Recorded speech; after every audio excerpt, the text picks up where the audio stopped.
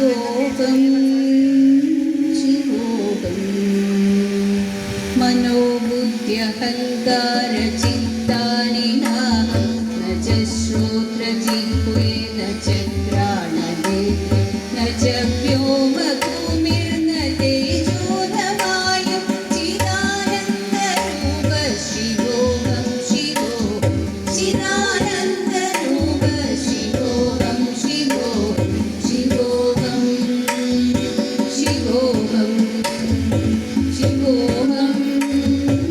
शिवोऽहं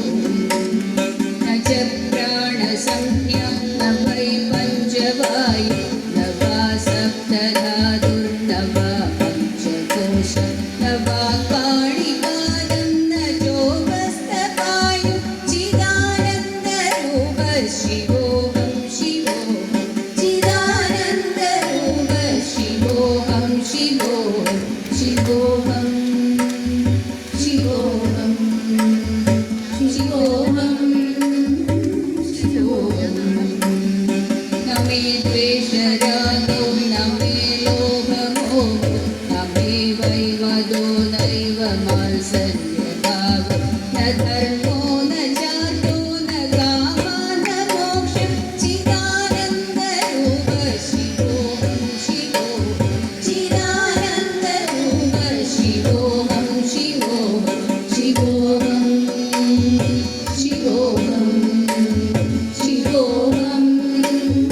शिवोऽहं न पुण्यं न पापं न सौख्यं न दुःखं न मन्द्रो न तीर्थं न वेदा न यज्ञम् अहं भोजनं नैव भोज्यं न भोक्तं चिदानन्दरूप शिवोऽहं शिवोऽहं चिदानन्दरूप शिवोऽहं शिवोऽहं शिवोऽहं शिवोऽहं शिवोऽहं शिवोऽहं न मे मृत्युशङ्का न मे जातिभेदः पिता नैव मे नैव माता न जन्म न बन्धुर्न मित्रं गुरुर्नैव शिष्यः चिदानन्दरूप शिवोऽहं शिवोऽहं चिदानन्दरूप शिवोऽहं शिवोऽहं शिवोऽहं शिवोऽहं शिवोऽहं